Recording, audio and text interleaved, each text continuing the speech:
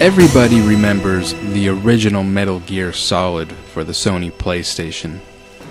When that game came out in 1998, it was absolutely revolutionary for the time. And when the PlayStation 2 came out, they followed up with Metal Gear Solid 2: Sons of Liberty. But what about the GameCube?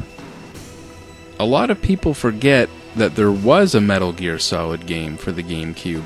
So here it is. This is Metal Gear Solid: The Twin Snakes.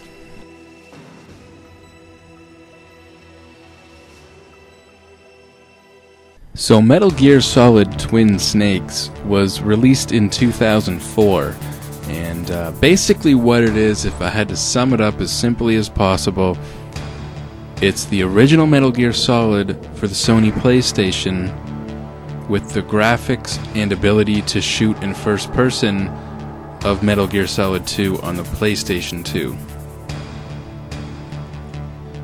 Basically, it's a revamped version of the original Metal Gear Solid for the GameCube.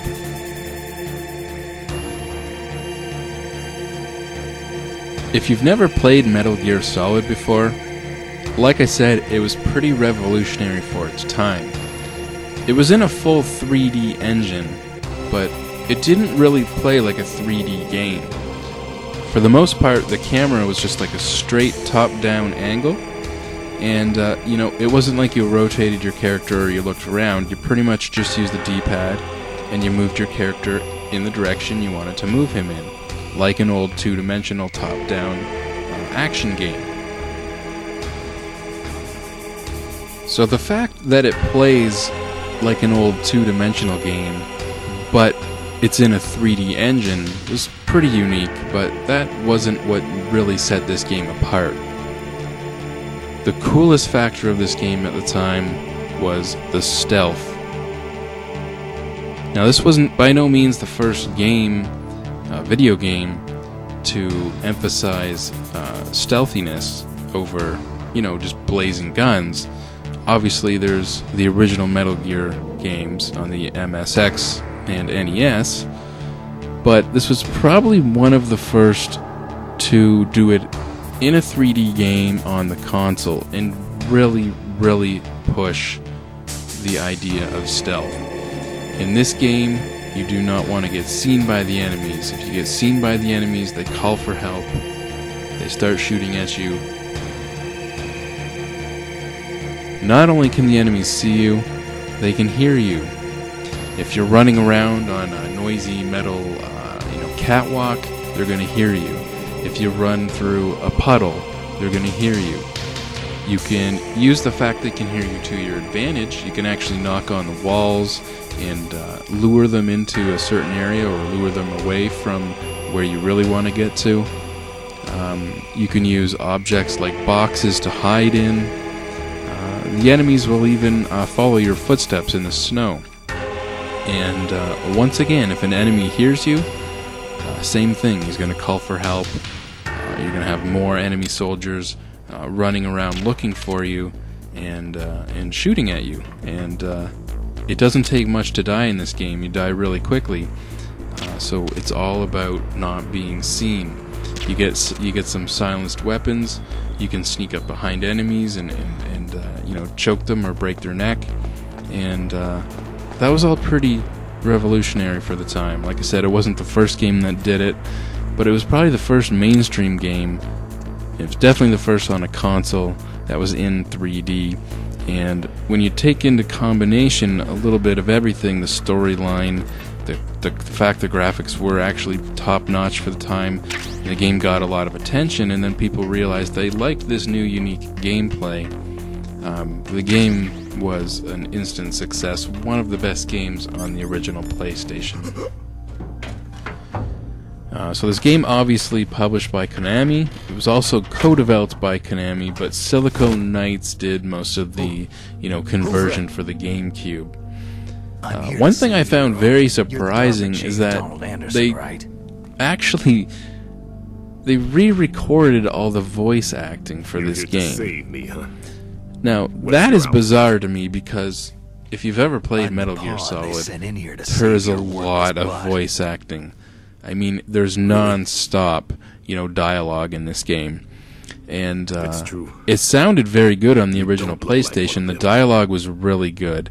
And I find it very strange that they took the time to, get the voice actors and re-record all of the dialogue.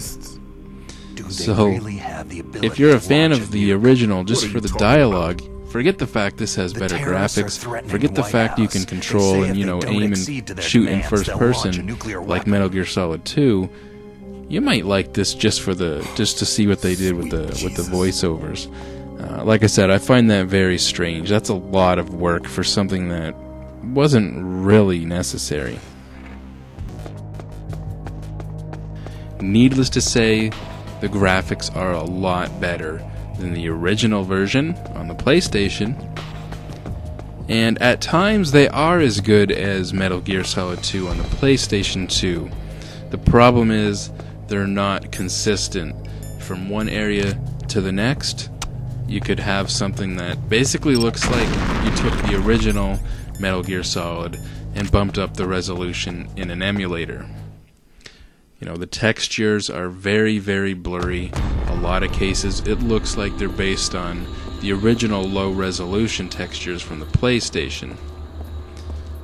But in other scenes, they blow your frickin' socks off. I mean, it clearly isn't using the same textures or backgrounds in some of the scenes. So, it's very hit or miss. It's not one of the best-looking GameCube games overall, but it's a good-looking game, and it's certainly a lot better looking than the original Metal Gear Solid. Now, for those of you who weren't around in 1998, maybe you don't remember what original PlayStation games look like. There are a lot of side-by-side shot comparisons, and as you can see here, it's a night and day difference. It really is. I mean, obviously, like I said, the resolution's a lot higher, the lighting's a lot better. They did change some textures, but unfortunately not all of them. And this is one of the first of many boss fights. The bosses in this game have really supernatural abilities. They're almost like comic book characters, and so most of them have really unique gimmicks to the way that you fight the bosses. Revolver Ocelot here, not so much, other than the fact that you have the hostage you're trying to rescue in the middle of the boss fight, and he's tied up with all this wire to C4, and if you touch the wire, he explodes. This is a good-looking cutscene, once again just showing how much the graphics vary compared to the original cutscene when you come up on the big cargo elevator up to the outside surface. This looks so much better. The faces up close look great, the lighting's great, the backgrounds look amazing. A lot of detail in the backgrounds in this cutscene here. Controls on the GameCube controller are excellent. At first I didn't like them because on the PlayStation controller you have an L and an R1 and an L and an R2. L and R2 select the items and guns from the menus, and then L and R1 toggle them on and off. So if you want to put the gun away quickly, you can do that. And I didn't think you could do that on the GameCube controller until I read the instructions and found out that because the L and R were analog, triggers, if you push them in all the way, you'll get the menu, but if you tap them really quickly, you'll put away your gun, so that comes in handy. Also, in reading the instructions, I found out that they added the ability to hang on to ledges, hang down on ledges like you could in Metal Gear Solid 2. Also, when you're hugging the walls, you can use the analog C stick on the GameCube controller to actually move the camera around. So that's pretty cool. Definitely wish I read the instructions in the first place, because I just started playing it and figured, I'll figure it out, and I never would have figured that stuff out. And I was a big fan of the original Metal Gear Solid. I beat it several times on the PlayStation, and yet in 2004 on the GameCube I was happy to go through it again. And I've never really gotten into the other Metal Gear Solid games quite as much. I didn't have a PlayStation 2 at the time, so I played Metal Gear Solid 2 at a friend's house, but I never actually had it, and I never really even played the third one at all. I own Metal Gear Solid 4 on the PS3, but I just haven't been able to get into that one. I guess I have to give it more time, but I've always really liked the first one, and you know, it's a combination of everything, right down to the storyline. I really like the storyline of the first one, and I mean, if you like the storyline of the first one and you want the graphics and some of the added gameplay elements of the second one on the PS2, it's a no-brainer. This is an absolute must-have if you're a fan of Metal Gear Solid. Unfortunately, it's a little bit harder to find. I've been looking for a while locally, and finally picked up a copy at a store, and it happened to be half off that day, which was awesome. Because otherwise it's a little hard to find. Obviously, you'll find copies on eBay, probably about $30. So it's by no means one of the cheaper GameCube games out there, but definitely worth picking up if you're a fan.